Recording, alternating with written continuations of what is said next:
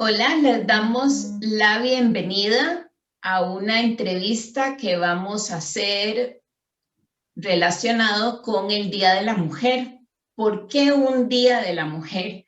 Y para eso nos acompañan dos personas que trabajan en vida estudiantil del Ministerio de Educación Pública, la licenciada en Psicología Educativa y especialista en temas de violencia, Alessandra Hall, y el licenciado en psicología con doctorado en educación y experto en masculinidades, Luis Álvaro Calderón. Muy buenas. Buenos días, muchas Un gracias. agradecimiento a la invitación. Ahí aparecemos ya todos. Primero que nada, tal vez hablemos un poco de por qué vale la pena conmemorar un Día de la Mujer, porque no necesariamente se comprende por qué un Día de la Mujer, y tal vez veamos algunas circunstancias en que se nota la diferencia entre ser hombre y ser mujer en esta sociedad. Y tenemos algunas situaciones en las que se ilustra muy bien esta diferencia, las tenemos en pantalla. Mujeres a lo largo de la historia, escritoras, pero que no podían ser publicadas a su nombre, sino que tenían que publicar a nombre del marido o con un seudónimo. Y otras circunstancias de este tipo. ¿Cómo qué otros ejemplos tenemos? Claro, doña Lili, muchas gracias. Sí, precisamente es porque a través de los años, digamos, ha sido valorizado y ha sido visualizado, ¿verdad?, el trabajo de los hombres. Entonces, para que una mujer pudiera ser reconocida, o tenía que cambiarse el nombre, como bien usted lo menciona, ¿verdad?, y utilizar un seudónimo, o estar, digamos que detrás de un hombre, por así decirlo, ¿verdad? Entonces, a veces era un trabajo en una pareja, ¿verdad? Quienes podían, por la ciencia, por la misma escritura, como usted lo menciona, pero entonces se visualizaba solo el trabajo del varón, aunque ella hubiese aportado exactamente igual, o a veces en algunas oportunidades más que ese hombre que estaba trabajando, ¿verdad? Y sí está relacionado precisamente con que históricamente no se ha visualizado el trabajo de las mujeres, ¿verdad? Eh, a través de los años. Yo creo que algo que es muy importante mencionar en relación a lo que usted decía al principio del Día de la Mujer es que enfatizar en el hecho de que no es una celebración, ¿verdad?, sino una conmemoración. Ajá. ¿Y qué para que las diferencia personas... hay entre una cosa y otra? Es que, digamos, no celebramos, por ejemplo, que es tal vez el error que se ha cometido a través de los años, que celebramos la belleza, la dulzura, la delicadeza de las mujeres, ¿verdad? Y como que se ha encauzado por ese lado. Y no, más bien por el contrario. Lo que estamos es conmemorando todas las luchas que a través de los años las mujeres hemos tenido que tener para poder posicionarnos en una sociedad, ¿verdad? Y precisamente se elige el 8 de marzo por un evento en donde fallecieron una gran cantidad de mujeres, alrededor de 140, en una fábrica de Nueva York. Precisamente esa es la razón por la que se elige ese día.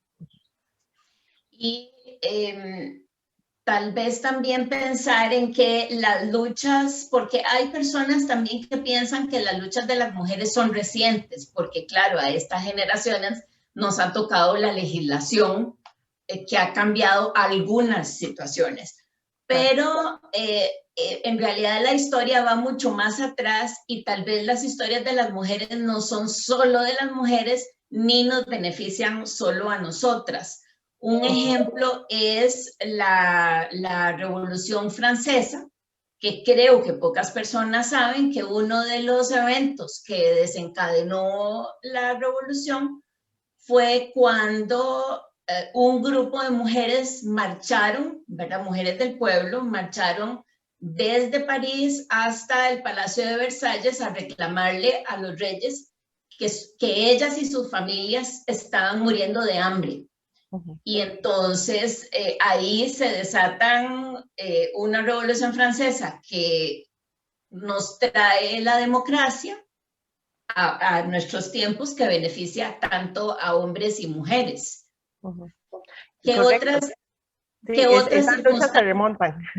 Exacto. ¿Qué otros eventos históricos nos han beneficiado o ha beneficiado a toda la humanidad?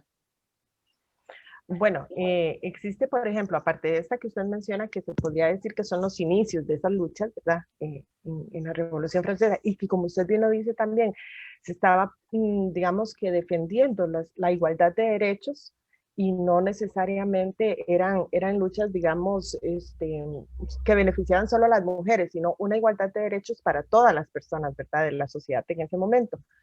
También se hablan de diferentes luchas que han venido ocurriendo a través de los años, como por ejemplo la lucha para tener el derecho al voto, ¿verdad? Que eso ha sido fundamental y que ha marcado la historia, ¿verdad? Antes, y como bien, digamos, la mayoría de las personas que nos están escuchando deben conocer o saber, bueno, antes las mujeres no teníamos ese derecho a votar, a tener opinión pública, a tener opinión en relación al gobierno, o a tener ni siquiera la posibilidad a veces hasta de hablar en medio de ciertos ambientes, ¿verdad? O sea, teníamos que mantenernos en silenciadas siempre. Entonces, esa ha sido una de las luchas muy importantes, ¿verdad? Que me ha permitido a las mujeres también tener algún tipo de posicionamiento social y político, ¿verdad? Ajá. Y entonces, con el voto de las mujeres progresamos a tener diputadas y eso ha tenido vaivenes, ¿verdad? Tenía que ser por cuotas para asegurar que participaran suficientes mujeres y en puestos elegibles y etcétera. La participación de las mujeres en política ha traído algunos, o algunos no, bastantes beneficios para las familias. Luis Álvaro, tal vez nos comenta algunos casos en que usted nota que ha habido, o sea, que la incidencia de las mujeres en política o ¿verdad? Como diputadas o lo que sea, que ha cambiado la situación para las familias en general. Sí, gracias. Vamos a ver, creo que en general las luchas feministas han colaborado a dar una transformación en el mundo que, si bien ha hecho que los hombres perdamos algunos privilegios, ojo, no derechos, privilegios que hemos tenido históricamente,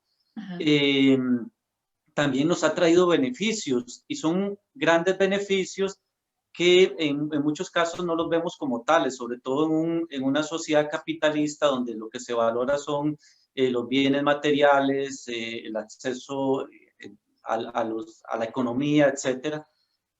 Pero estas luchas, este posicionamiento de la mujer en los espacios públicos, este acceso de las mujeres a los medios de producción, al trabajo, etcétera, ha hecho que de alguna manera se nos aliviane la carga a los hombres que siempre se nos ha impuesto ese rol de proveedor del hogar, ¿verdad? Y se nos ha, de alguna manera, esta misma sociedad nos ha expulsado o nos ha hecho a un lado en esos otros roles que dan un gran beneficio emocional, como es el establecer vínculos sanos con el resto de la familia, particularmente con los hijos y las hijas. En cada lucha, en cada beneficio que han conseguido las mujeres para sí, de manera indirecta, los hombres también nos hemos beneficiado, ¿verdad? Entonces, por ejemplo, el tema de las labores de cuidado de otras personas, que siempre se ha depositado en las mujeres, pero eso ha permitido que que el vínculo de las mujeres, las madres con sus hijos, haya sido mucho más fuerte, ¿verdad? Esto, por ejemplo, a la hora de una separación o un divorcio, hace que en la lógica de quien decide quién se queda con los hijos y quién tiene que dar el aporte económico, llámese pensión alimentaria, siempre ha sido digamos, el hombre siempre se encarga de la parte económica, la mujer de la tenencia de los hijos. Bueno, conforme la sociedad ha ido cambiando, ya esa lógica es un poco más cuestionable, ¿verdad? Entonces, algunos jueces, algunas jueces ya valoran otras cosas que permiten que eventualmente, ante una situación de estas, el padre de familia también pueda ser candidato a quedarse con la familia, digamos, a permanecer más tiempo con sus hijos, etcétera. Así que nada, esas luchas, si bien se enfocan en el beneficio de las mujeres, los hombres, si somos conscientes, si somos abiertos, vamos a darnos cuenta que son un gran beneficio para nosotros también. Y hay mucho del aporte de las mujeres, hablando de economía, el trabajo de las mujeres sigue estando recargado, el trabajo doméstico sigue estando recargado sobre las mujeres. Hay cifras del Instituto Nacional de Estadística y Censos en que demuestran dramáticamente cómo las mujeres trabajan mucho más en todas las labores domésticas y de cuidado, y los hombres ayudan, entre comillas. Alessandra, ¿qué más, qué otro tipo de desbalances estamos encontrando en esta sociedad que son luchas pendientes, ¿verdad? Porque ha habido progresos, eso no se puede negar, pero necesitamos más. ¿Qué es lo que sigue todavía siendo problemático para las mujeres? Bueno, aparte de eso que usted menciona, que ya de por sí es un problema enorme, ¿verdad? Independientemente de que las mujeres salgamos a trabajar fuera de la casa o que tengamos otro tipo de labor remunerada que aporta, digamos, a los hogares, sí el recargo de las labores del hogar es impresionante, ¿verdad? Y como bien usted lo dice, lo que a veces realiza o ejecuta un hombre es una ayuda. Entonces, por ahí ya tenemos que cambiar hasta el lenguaje, ¿verdad? O sea, mi esposo no me ayuda, mi esposo asume la responsabilidad que le corresponde, ¿verdad? Como persona adulta en este hogar, en esta casa, ¿verdad? Pero, por ejemplo, el cuidado de los hijos, las tareas, las asistencias a reuniones de padres o madres de familia, de familias en general en los centros educativos, la salud, o sea, casi siempre es, por ejemplo, mamá quien lleva a los chiquitos a las citas médicas, quien se preocupa por ese tipo de cosas. O sea, a nivel de familia, casi la mayoría de las labores relacionadas con hijos, con labores del hogar, con la casa, ¿verdad? Con todas esas cosas le corresponden a la mujer, pues injustamente, Se le ¿verdad? asignan, Se le a asignan, las correcto, mujeres. a las mujeres de una forma muy injusta porque entonces sí hay un gran recargo. Y de hecho a nivel social, en muchas oportunidades podemos verlo, ¿verdad? Esas cositas pequeñas que a veces no observamos o dejamos pasar, ¿verdad? Por ejemplo, en un lugar de trabajo, a veces es la mujer la que sirve el café en una reunión, ¿verdad? Por ejemplo, o en algunas actividades sociales, ¿verdad? Son las mujeres las que usted ve en la cocina sirviendo la comida o cocinando o haciendo los perros calientes o lo que sea, digamos, desde una actividad social en un grupo, ya sea religioso, cultural o lo que sea, o desde una fiesta familiar, ¿verdad? Siempre son las mujeres las que están atendiendo todo este tipo de cosas porque se les asigna como si fuera responsabilidad únicamente de ellas. Sí, y también está la participación de las mujeres o sea, que es un aporte valiosísimo en todo lo que es ONGs. Y estoy pensando en las asociaciones de desarrollo integral de las comunidades, en las asadas, que no son trabajos pagados, pero de mucha responsabilidad, de mucho peso, pero muchas veces se las pone de secretarias.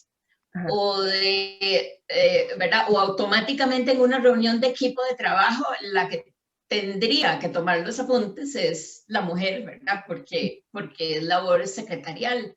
O sea que Ajá. todavía hay muchas cosas pendientes, dice usted. Por supuesto, y de hecho esos cambios tenemos que hacerlos desde que están chiquitas y chiquitos, ¿verdad? O sea, desde los centros educativos. Y conversábamos el otro día la importancia de visualizar eso en todos los espacios, ¿verdad? Porque, por ejemplo, como usted bien lo dijo ahora, hemos tenido casi que obligar, ¿verdad? A la cultura a que acepte o a que se dé la participación femenina, ¿verdad? O de las mujeres en ciertos espacios, como por ejemplo en los gobiernos, como por ejemplo los gobiernos estudiantiles, ¿verdad? En centros educativos o tanto de primaria como secundaria. Pero entonces también ha sido todo un proceso, porque sí, bueno, había que nombrar a 3 mujeres, pero entonces se les daban los puestos más bajos, ¿verdad? También, entonces ha sido todo un proceso y pues sí, usted bien lo decía, hemos logrado mucho, hemos avanzado mucho, pero hay que reposicionarnos y revisarnos constantemente, ¿verdad? Todos y todas para poder ir observando cuándo seguimos de alguna manera en pequeñas gotitas discriminando y a veces en lo grande, ¿verdad? También discriminando las poblaciones tanto de las mujeres como también de niños y niñas, por ejemplo, en una cultura totalmente adultocentrista, ¿verdad? Y pensemos tal vez en la crianza. A Luis Álvaro le gusta que se le presente, además de todo su currículum, como que es un papá.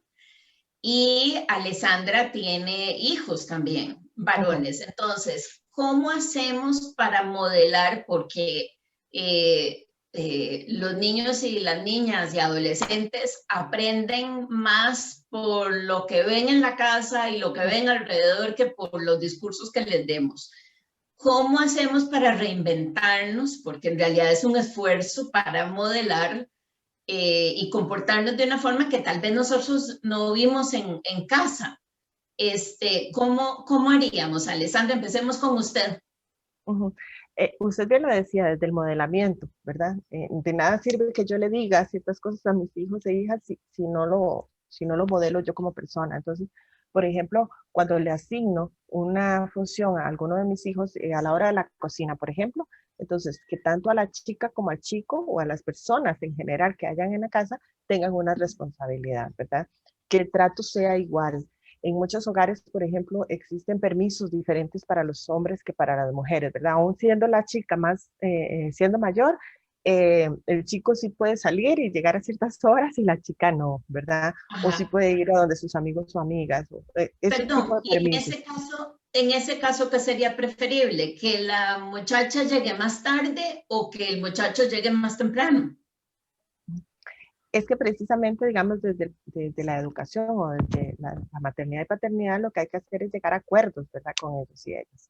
Entonces, eso va a depender, por supuesto, de las edades. No puedo dejar a un niño o a una niña, independientemente que llegue de 10 años, que llegue a la misma hora que llega el de 18, ¿verdad? Por supuesto. Ajá, pero no por el hecho de ser hombre o por el hecho de ser mujer, sino por la edad y por el lugar a donde va y otro tipo de elementos y factores. Entonces, ahí es donde tenemos que tener ese cuidado como de que exista un equilibrio, ¿verdad? Y definir de acuerdo a la edad del hijo o la hija, entonces esas acciones y no dependiendo de su género, que ahí es donde estaría, digamos, la dificultad. Pero sí que exista un equilibrio y que sí exista, digamos, una equidad, ¿verdad? En todo lo que se asigne, en los permisos, en digamos, las decisiones, las tareas que se tomen a nivel de familia. Y tal vez, Luis Álvaro, usted nos pueda contar una anécdota suya que me gustó mucho porque a veces los varones no entienden por qué tienen que aprender a cocinar o a lavar ropa o a lo que sea, porque en su familia les hacen eso. ¿Cuáles son las ganancias que adquieren los hombres al aprender a hacer estas cosas? Porque no son solo obligaciones, sino que es ni tampoco luchas feministas como alguna gente les gusta asignarlos, sino que también es una forma de forjar carácter y habilidades para la vida. ¿Qué nos puede decir, Luis Álvaro? Sí, hay un concepto que a mí me encanta y es el de adulto funcional. Nosotros tenemos que criar a nuestros hijos e hijas e hijes en esa línea, en esa visión de que estamos tratando de que ellos se desarrollen como personas funcionales y eventualmente, bueno, adultos funcionales. Y no es acá que nosotros convivimos con nuestros hijos en función de la vida adulta, ¿verdad? Porque eso sería muy adultocentrista. Pero sí, como usted bien lo dice, estamos educando para la vida. Entonces, una persona que no sabe hacer arroz, que no sabe hacer frijoles, que no se sabe hacer huevo frito o no sabe hacer café o agua dulce o alguna bebida, etcétera. O limpiar o lavar o... Etcétera, O labores de pegar un limpieza. botón. Entonces, no es una persona, no es un adulto funcional, son necesidades básicas que se tienen que cubrir. Ejemplo, en mi caso yo aprendí a hacer arroz a los 30 años porque viví en una familia que se manejaba en esa lógica patriarcal de que labores de cocina correspondían a las mujeres y no a los hombres. Lo cual de alguna manera lo pone a uno en cierto compromiso y en cierta dificultad cuando le toca independizarse. Yo tuve que irme a trabajar a la zona sur de Costa Rica en su momento, vivir solo, sin herramientas. En mi casa no me habían dado herramientas para esa supervivencia, entonces tuve que aprender ya viejo, como diríamos nosotros. Y creo que, bueno, ahí es donde está el cambio. Yo debo ser consciente ahora de que mis hijos e hijas no deberían vivir esas dificultades que viví yo. Y no es, como también dicen en algunas familias, es que usted, hombre, tiene que aprender por si le toca una mala mujer, o por si su esposa se enferma, o por si tal, o por si tal. O sea, como decía Ale, como si fuera un ayudador o un ayudante. No, es que es esa palabra tan bonita que utilizó Alessandra, somos corresponsables, pero además como lo vengo diciendo, es un beneficio para nosotros, porque nos da independencia, nos da seguridad. No hay nada más inútil que un hombre tradicional, ¿verdad? Cuando su mujer se enferma, cuando su pareja, qué sé yo, se tuvo que ausentar varios días por X razón. Y como bien dice usted, es un beneficio para nosotros, es un gran beneficio este cambio social que se viene dando. Por eso y por otro montón de cosas. Y entonces seguimos, porque usted decía que fue criado en un sistema patriarcal y ahora, bueno, por dicha tuvo esas circunstancias en que tuvo que aprender y ahora imagino que ambos están haciendo un esfuerzo por quitarse de la cabeza todo lo aprendido y tratar de educar a sus hijos de una manera diferente. Claro. Y es que, tal vez Lili, dennos ideas. Ajá, Lili, perdón, lo que pasa es que todas las personas hemos sido criadas en este sistema patriarcal, ¿verdad? Entonces, aun cuando una tenga mucha formación, ¿verdad? Y aun cuando tengamos toda esto de lo que venimos hablando muy claro, siempre seguimos ahí, ¿verdad? Pues luchando. Con el disco duro. Correcto, ¿verdad? Siempre por eso yo mencionaba anteriormente de esa importancia de hacer revisiones constantes de nosotros como personas, ¿verdad? Para que entonces podamos identificar a veces cuando yo estoy discriminando a una población, cuando yo estoy siendo machista, cuando yo estoy teniendo conductas que están de alguna manera hasta perjudicando a mi familia, ¿verdad? En ese sentido. Sí son revisiones constantes, ¿verdad? Las que tenemos que hacer. Y sí es, en mi caso yo tengo hijos e hijas, bueno, igual Luis Álvaro, ¿verdad? Entonces, parte de lo importante es educarles a ambos de la misma forma, ¿verdad? Desde el respeto, yo no le doy campo a una persona en el bus porque soy hombre, no, le doy campo a una persona en el bus porque soy una persona sensible a las problemáticas o a las situaciones o a las otras personas, ¿verdad? Entonces ya por ahí empezamos con ese modelamiento, además que yo como persona debo, como mamá en este caso, ¿verdad? Debo hacer con mis hijos e hijas, y entonces ellos viéndome a mí también aprenden, ¿verdad? Y acompañado, por supuesto, de estas palabras o de estas conversaciones que constantemente puedo tener con ellos. O sea que también hay que hablar de qué tipo de personas queremos ser hombres y mujeres, porque no es solo decirle a los hijos, yo quiero que ustedes sean así, sino que es un trabajo constante para todas las personas.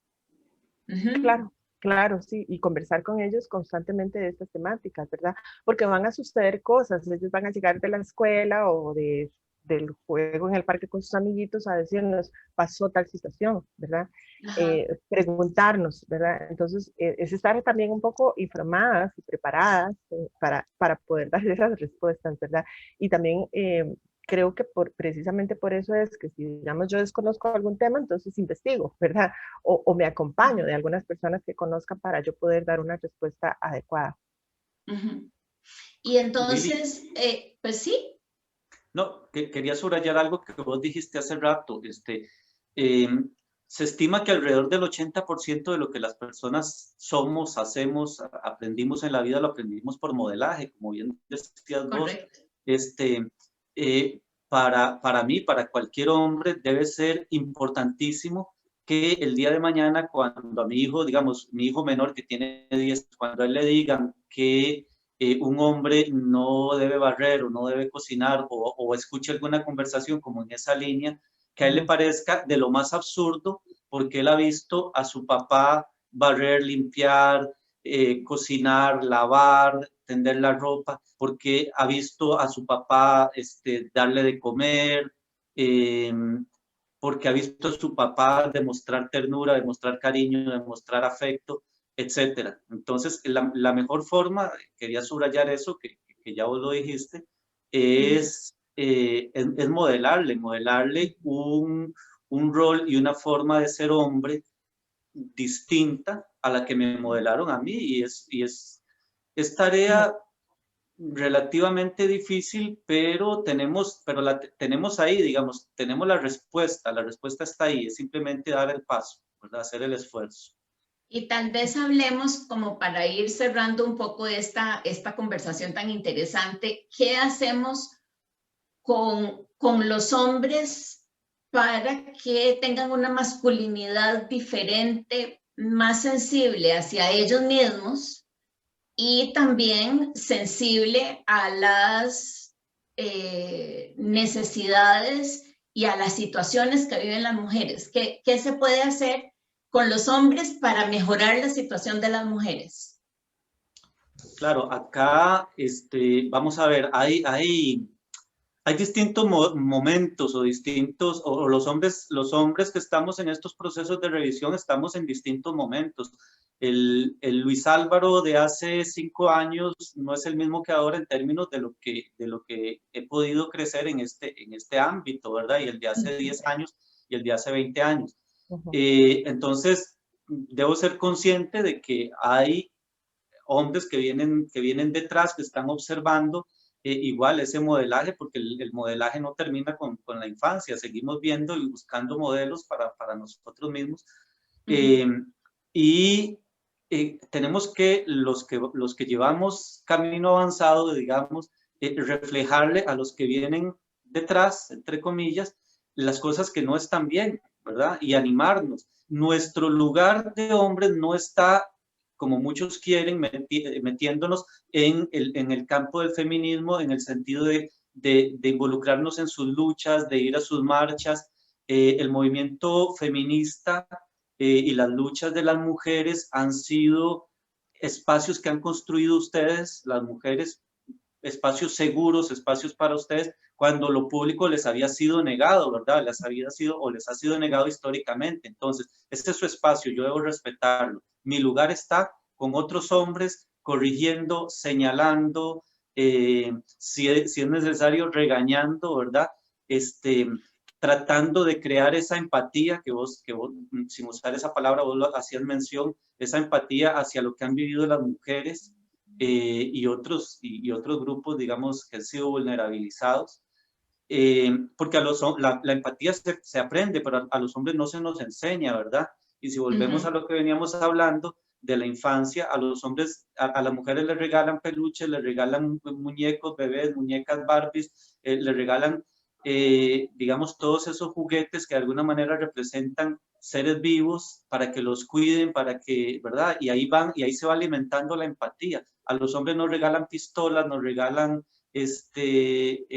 balones, objetos totalmente inanimados u objetos que representan cosas que dañan a otras personas, y de alguna manera entonces nos van separando de esa empatía. Además, nos crían para ser servidos, no para servir, etcétera. Entonces somos poco empáticos, y los que, digamos que de alguna manera vamos avanzando en estos espacios, tenemos que enseñar esa empatía, ¿verdad? Y decirle al que le silbó, le dijo una vulgaridad a una mujer, mira, eso no está bien, la estás haciendo sentir mal, ponerte en los zapatos de ella, qué miedo andar por la calle, qué sé yo, ¿verdad? Y estar ahí. Y eso es lo más difícil, y por eso muchos hombres prefieren, digamos, quedarse callados, o decir, no, yo me meto por aquí en el movimiento feminista y esto, y no, la lucha nuestra es con nuestros congéneres, ¿verdad? Nuestros iguales en términos de género, para corregir eso que está mal, y es lo que a muchos más nos cuesta, y por eso no lo hacemos, ¿verdad? Y entonces, algunas sugerencias es como reunirse con otros hombres para conversar sobre estos temas, para sensibilizar. ¿Otras dos ideas más? Por ejemplo, no sé si me permite, Cris, perdón. Dejemos a Alessandra, ¿sí? Ajá, sí, nada más para mencionar que es que consideramos, bueno, y considero que estos esfuerzos deben ser tanto individuales como grupales, ¿verdad? O sea, precisamente porque, bueno, por esto que mencionaba Luis y que hemos mencionado sobre el modelaje, pero también desde el reconocimiento, ¿verdad? Como a nivel individual, como ir reconociendo, ir descubriendo, ¿verdad? Y digo descubriendo no porque no existía, sino porque no me había dado cuenta, ¿verdad? Como hombre. Ajá, entonces ir observándome. Correcto, porque las mujeres tenemos muy clara cuál es esa desigualdad, porque la hemos vivido siempre. Los hombres no, porque están en el lugar de privilegio, entonces es muy difícil para muchos hombres pues identificar eso, o sea, han estado siempre ahí, entonces dicen, pero ¿cuál es el problema? O sea, todo está bien, ¿verdad? Todo ha venido siendo así desde hace mucho tiempo. Perdón, Luis. Y tal vez lo más obvio es, la observación más obvia que pueden hacer los hombres es pregúntense cuánto le pagan a ustedes y cuánto le pagan a sus colegas que están haciendo exactamente el mismo trabajo, y se van a llevar la sorpresa de que a las mujeres nos pagan menos.